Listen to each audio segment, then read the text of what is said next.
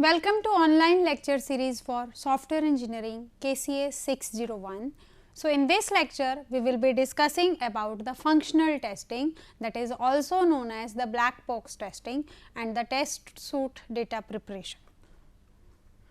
As the name suggests, functional testing, it is going to check the functions of the software. It is also known as the black box. Black box means my software, it is being treated as the black box.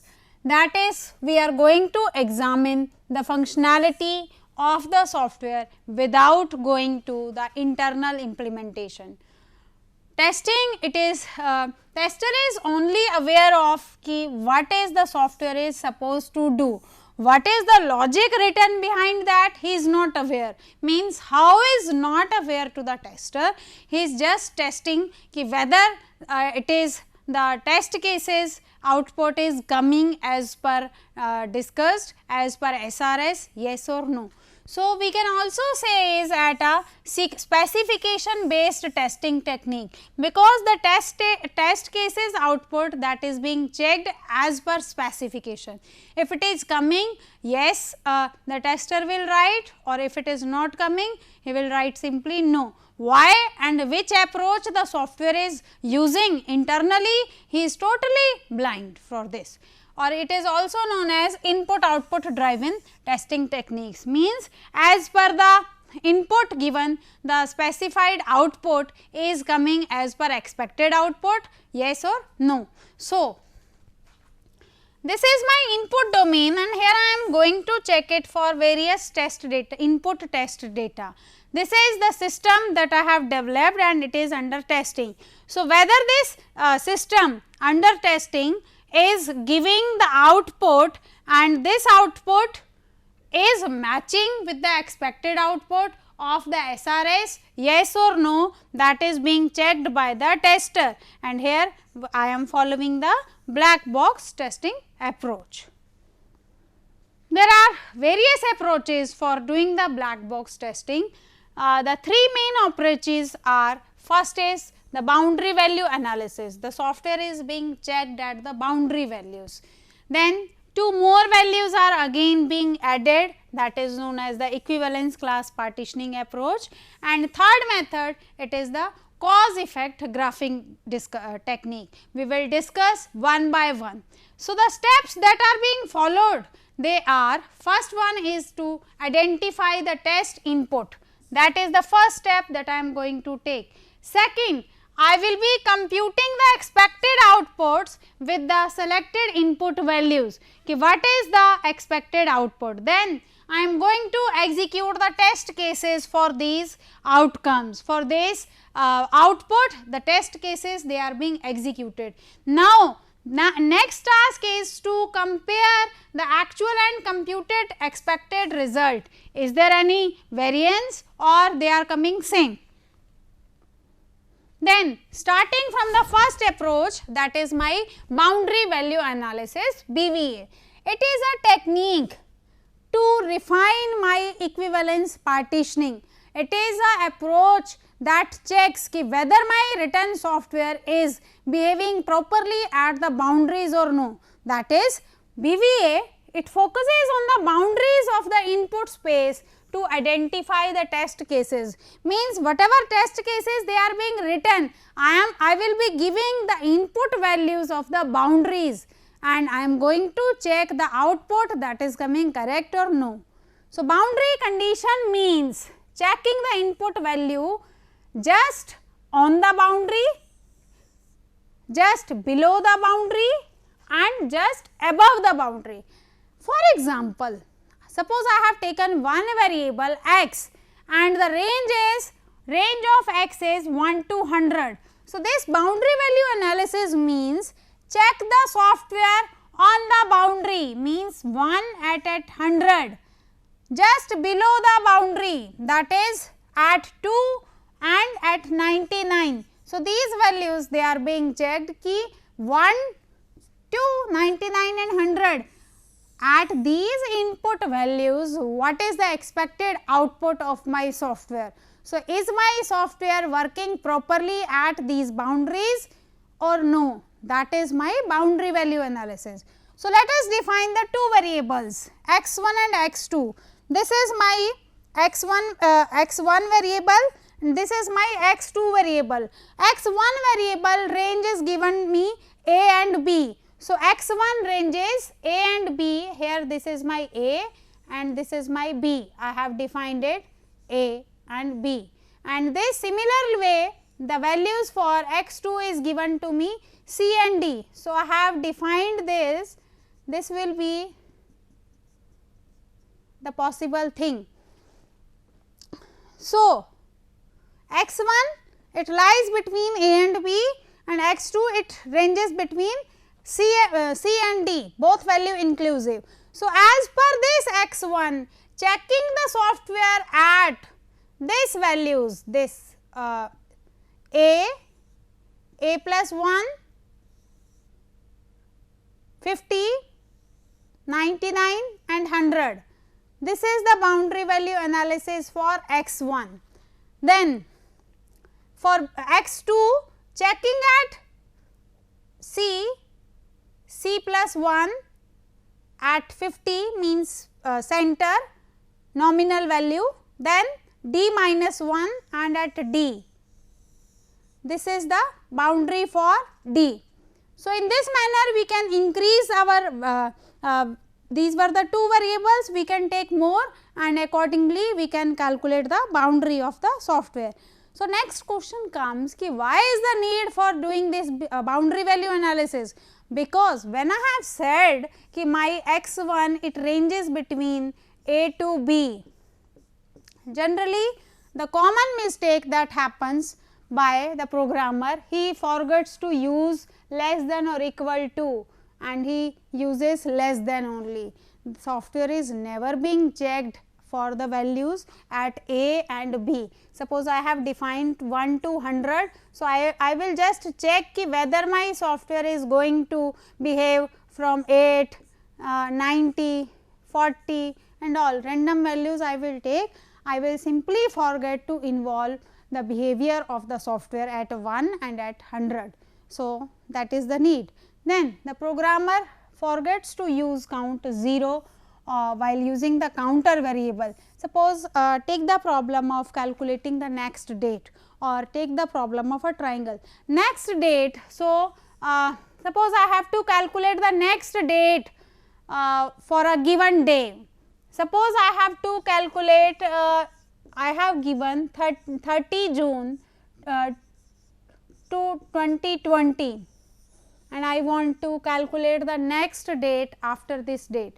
So, it should come 31 June 2020, that should be wrong, or it should automatically it should go ki it should be 1 July 2020, or suppose I have given another example 31 August, what should be the next day after this? It should be 32 August 2000, how well it should behave. So, it should be calculated 1999. Suppose I give 31st December 1999, what should be the next day? It should increment this, it should start from January and then it should do the year increment also. So, knowing the behavior of your program in these conditions, that is boundary value analysis is required. It is very useful in case of the future prediction of the test results of the product. Ki what will be the expected output of the test cases as per these boundary conditions of my inputs. Now, consider one example. Consider a program for determination of the nature of roots of a quadratic equation. The input is the triple of positive numbers, that is a, b and c, and the values they may be from the interval 0 to 100, and the program output it can be any of the following things. Either the it will be not a quadratic equation, first case, either it will have the real roots, either we will have imaginary roots or we will have the equal roots. Now, the question is, design the boundary value test cases for this question. Now, coming to the solution, the quadratic equation, it can be taken as ax square plus bx plus c is equal to 0. We all know कि we represent the quadratic equation like this. Now, how we calculate the roots? In maths we know we will find out the b square minus 4ac. There will be three possibilities. Either it will be equal to 0, that is equal roots. If it is greater than 0, then we will have the real roots. If it is less than 0, then we will have imaginary roots.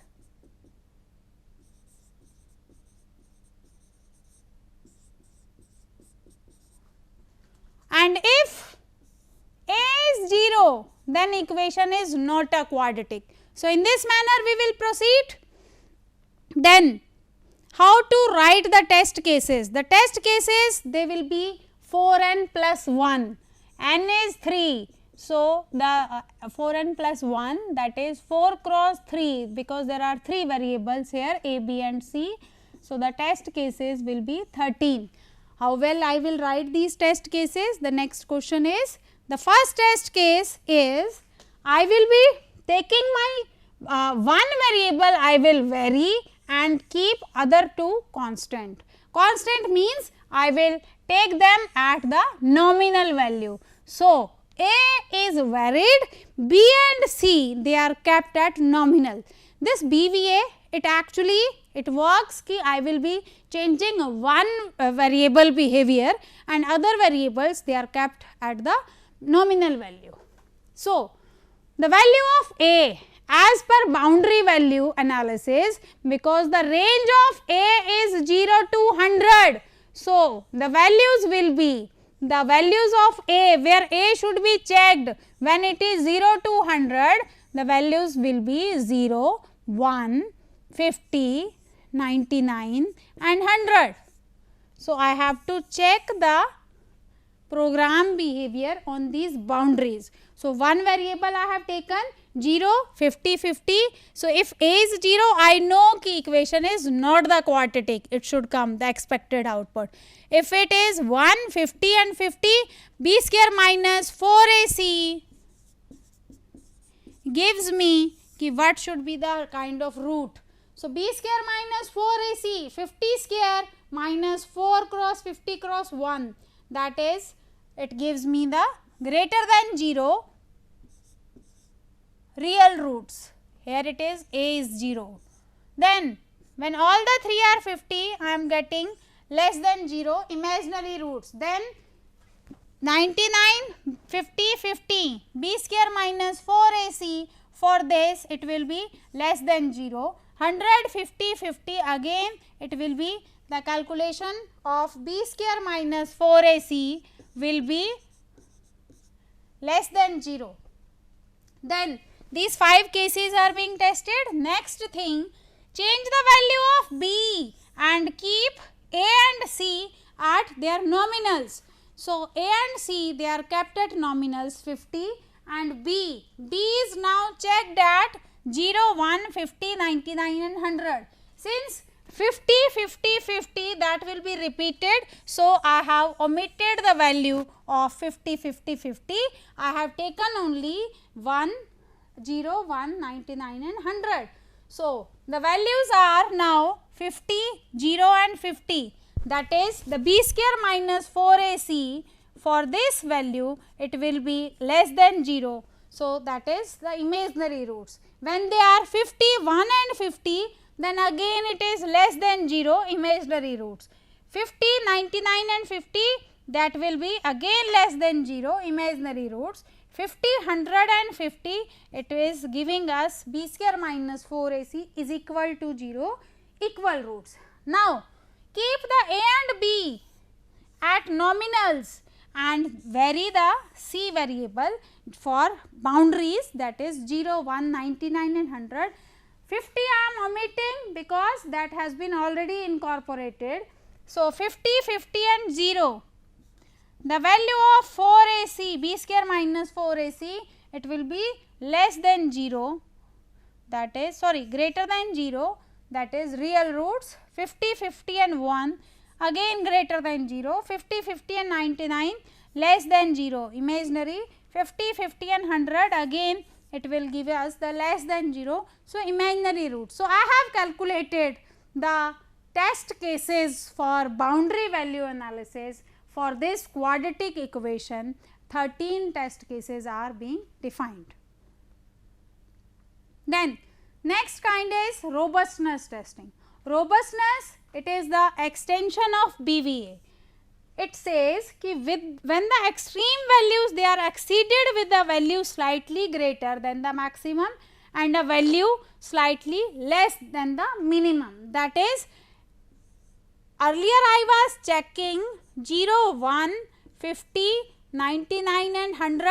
Now I will include slightly less than the minimum and slightly greater than the maximum. That means -1, 0, 1, 50, 99, 100 and 101. So, these 6 cases for any variable, one single variable will be checked. So, 6n plus 1, that will be the test cases when I am doing with the robustness testing. Then another kind of testing means worst case testing. Worst case means seeking the program behavior when more than one variable can change their extreme value, that is known as the worst case. Here I can say कि boundary value analysis is my subset is the worst case test cases. So, if I am going to check the behavior of my program for n variables, it should come 5 raised to power n test cases. Suppose I have checked for quadratic equation in which 3 variables were there. So, it will generate 125 test cases, and as per robustness testing, the roots of quadratic equation, it will generate 19 test cases, and the boundary value analysis we have done for the 13 test cases. Now, which approach to follow? As this checking for 125 test cases, this was just a small program.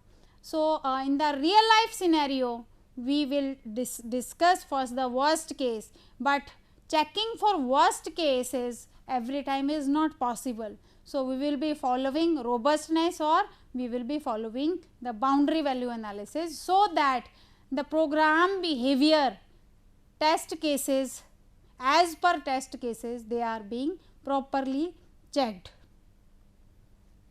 Then the second kind of approach, that is my equivalence class testing. So, here I will be checking my program as per input domain. So, the domain, what should be the input domain?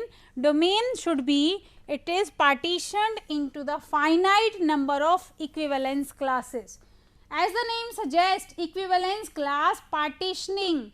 So, that means I am going to check the behavior of my program as per the input values, and those input values, they are being partitioned into 2 sets, that is finite number of equivalence classes. So, this partitioning, how it is being done?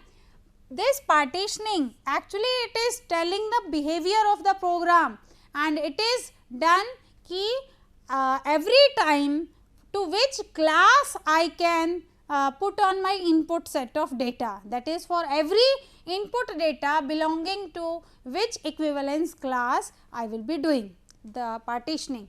So, it is used to reduce the total number of test cases to a finite set of test cases, so that they all can be tested and the maximum requirements they are being covered. 2 steps they are being required to implement this method. First, the equivalence classes, they are being identified by taking each input partition and partition them into the valid and invalid classes. So, once they are being identified and they are being divided into valid and invalid, now the next task is to generate the test cases using this equivalence class identified in our first step.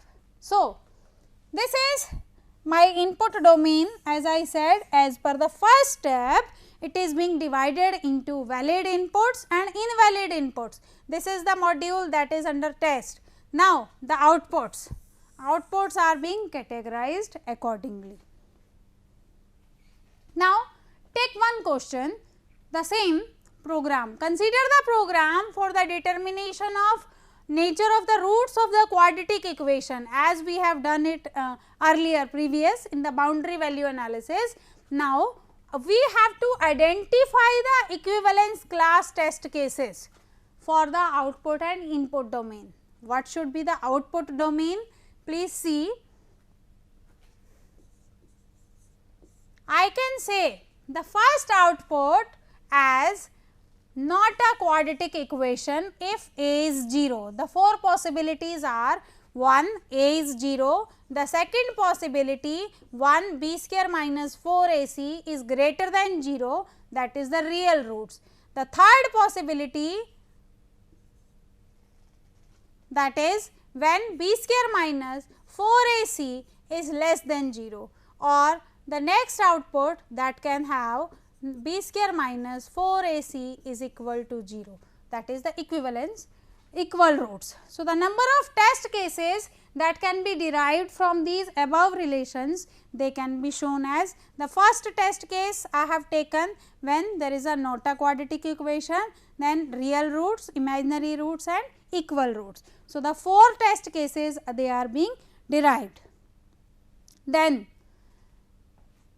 another input domain that can have once first when I says when I have taken A as 0, then the second input that can have A is less than 0. Third is when A is lying between 1 and 100, checking the program behavior. These 3 values they are taken as per A. Fourth it says A greater than 100. These 4 values they are as per A. Then 5, 6 and 7 they are for B. B1 it is residing between 1 and 100 when B is less than 0 and 1 B is greater than 100. So, 4 values for A, 3 values for B, and then the third variable change when C is residing between 0 and 100, C is residing C is less than 0 and C is greater than 100. These are the 3. So, total 4 plus 3 plus 3 plus 4, 14 test cases they are being covered using this equivalence class testing. So, we will be dividing these 14 test cases and we will be moving accordingly. So, next technique, third approach, it is our cause effect graphing technique. Cause effect graphing technique, it explores the combinations of various input circumstances. Here in the boundary value and in the equivalence class partitioning, we have taken only one variable change. There can be the case when we have to combine the various inputs. So, in that case these two approaches fails. So, the third approach, that is my cause effect graphing technique, it works to explore for the combination of various inputs.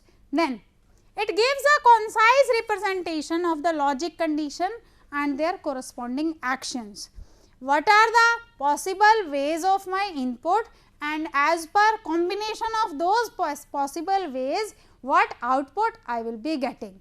Then third, it tells us where I am getting incomplete and ambiguity in my specification. This method clearly focuses on incompleteness and ambiguities. Here as the name suggests, cause it will be defined as the input and effect it will be the output. So, cause is my distinct input condition of my input conditions and effect it is my output conditions, they are from the output conditions. Then what are the different steps for cause effect graphing techniques? Cause and effects in the specifications, they are identified as the first step is the identification. Then the semantic content of the specification is analyzed and it is transformed into the Boolean graph that as per the input conditions what should be the output. So, the Boolean graph is drawn, we are next coming to that. Third step, once we have drawn this graph, it is converted into the decision. Then in the columns in the decision table, they are being converted into the test cases. So, first step I am identifying the inputs, second step I am making a Boolean graph representing this input and output in the form of cause and effect. After then I am drawing the decision table and from that decision table I am moving on to the test cases. We can see if there is identity, so from C1 to E1 I1 moving. If it is not the case, I will do like this. If there is a OR condition, so from any input I can move on to effect output condition. I will represent like this and it is being represented by C1 and C2. If all the conditions they have to be must in my program and then I will be reaching to the effect. Now, next there is one question given to us. The character in the column 1 must be an A or B. The character in the column 2, it must be a digit. In this situation, the file update is made. If the character in the column 1 is incorrect, the message X is issued. If the character in the column 2 it is not a digit, then message Y is issued. These are the statements given to us and draw the cause effect graph for this question. So, from these first we will write the different causes. The causes in this case, the character in column A must be an A. So, first cause we will write C1 ki character in column is A or B, B also can be there. So, C2 I will define another cause, the character in the column 1 is B. Then C3 cause I am making from the second situation, the column 2 must be a digit, that is the character in the column 2 is a digit. So, these three causes they are being defined. Now, the effects are given to us, we will write the effect. E1, first effect, the update is made. The second effect, one error, that is in the column 1 agar incorrect, then message X is issued and the third effect message Y is issued. So, these three effects can be there. So, now the next step is to draw the cause effect.